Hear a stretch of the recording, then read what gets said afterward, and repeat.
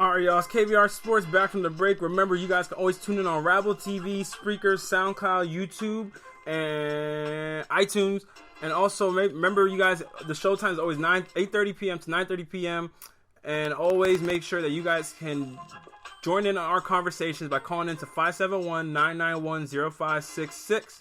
Once again, the number is 571-991-0566. And also go follow us on Twitter at KBR_sports, where you can see our whatever, all the happenings, all the topics that we took out for today, and all the happenings that goes on with KBR Sports.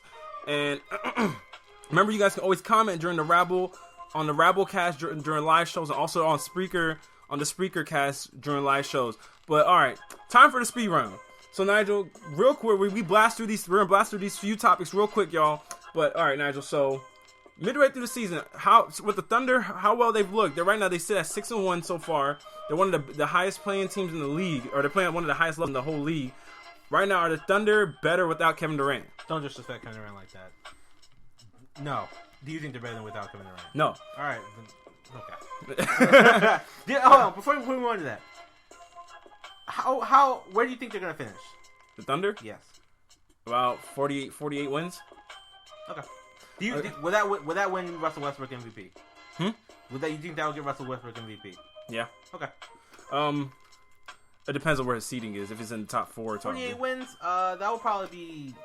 I mean, that's like my mid-range level. Fifth. But okay, with Dwayne Wade's first visit to Miami will be tomorrow. Since he left to go to Chicago, how do you think the fans will receive him in Miami? He's gonna get a video, round of applause, cheering, and then when the game starts, he'll start getting just like every player that franchise player that goes away and then comes back. Yeah, I'll be appalled at Dwayne Wade's boo. I would turn the game off. Yeah, especially after everything he's done for that franchise. If the fans boo him, I will never appreciate Miami fans ever again. Like, I mean, never ever again.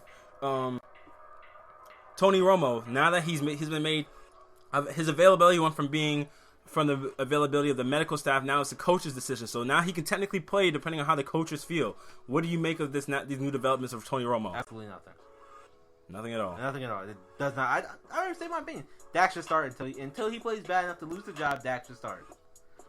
I think this kind of puts a little bit more pressure on Dak, just knowing that you have somebody's shadow lingering over you. Whereas before you knew he couldn't play, but now it's like you realize, oh man, if I mess up, I could be put on the hook. Good. You know what I mean? He said good. Yeah, absolutely good. If he goes out here and throws 4 picks this next game.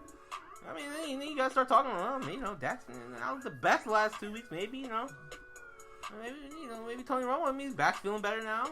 Oh man, you never know. All right, and then lastly, so we all know how the presidential election ended out yesterday. So, and big news recently today has been the fact that with all the social stances that Colin Kaepernick has taken and the knee he's been taking during the national anthem, the fact that he publicly stated that he did not vote. How do you think that reflects on his stance so far, or his decision not to vote reflects on his social stance? Nothing. I mean, he has a right if he doesn't want to vote. If he doesn't feel confident in any of the candidates, and don't get me wrong, most Americans didn't like any of the candidates, the two candidates. They feel worse about voting in this presidential election. Gary Johnson lost himself thousands of votes with his comments, and Jill Stein really didn't exist in this election. So if he didn't like any of the candidates, I can't say, well, go out there and vote for a candidate you didn't like anyway. So it's his right if he didn't want to vote, not to vote. Yeah, it is his right, just like it's his right to take knee during the national anthem. I do think that there are some times you should exercise your right, because the same principles that he's standing for are rights for certain things, that for the rights of people of color, you could say that that's one of those rights that were afforded to people of color years ago by others that made not same sacrifices as Colin Kaepernick, but made harsher sacrifices than Colin in order to grant people of color and also women the right to vote. So it's like it's a liberty that. But once again, do you just go out and cast a vote for somebody you don't believe in? I mean, no, I don't agree with that, but then I also do believe you should exercise your right to vote, just like you're exercising your right to take a knee. So I guess it's a lose-lose for him either way. If he doesn't believe in either candidate, because but I'm not gonna go over a whole political thing. But if he doesn't believe in either one of them, but I do believe he should use his right, because that's the right that the same people that he's trying to uplift now were given the rights from those people in the past. If that makes sense. Yeah, that makes sense. So, all right, y'all. No, hold on. I'm gonna make a quick closing note real quick. Okay. I wasn't on here when was I on here? Monday. I wasn't on here Monday. Did you talk about the Lakers? Yeah, I did. So I want to make a statement real quickly. I was wrong. I was completely and utterly wrong. I'm okay. You know what? That's okay. I was wrong. I said, you know what? When Russ got triple double against them, I said they were terrible. I said they were an awful team. That they weren't going to do anything. That they sucked. And so I'm gonna go ahead and say, you know, I was wrong. They're a very good young team. I didn't think they were going to be good this year. I thought they were going to be good next year. But hey, props to them. They built a good team. The Mozgov deal still not that great, but it doesn't look as bad anymore. Lou Aldane is a solid pickup. Julius Randle looks like a brand new player.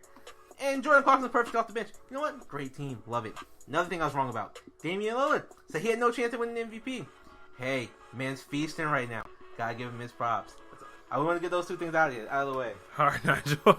All right, y'all. I was going to wrap it up for today's show. It's KBR Sports, the best sports talk show, your 24-hour day. Make sure you guys always tune in on Monday and Wednesday from 8:30 p.m. to 9:30 p.m. Sometimes you might go on a little longer, just like we did today. But also, we will be on Select Fridays. Tune into the KBR Sports Twitter page to always find out which Fridays we are tuning on at. And also, you guys can always join in on our conversations by calling into 571-991-0566.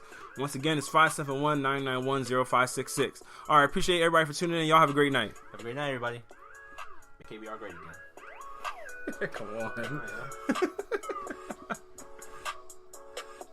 We're going to rename this the BSR. I can't.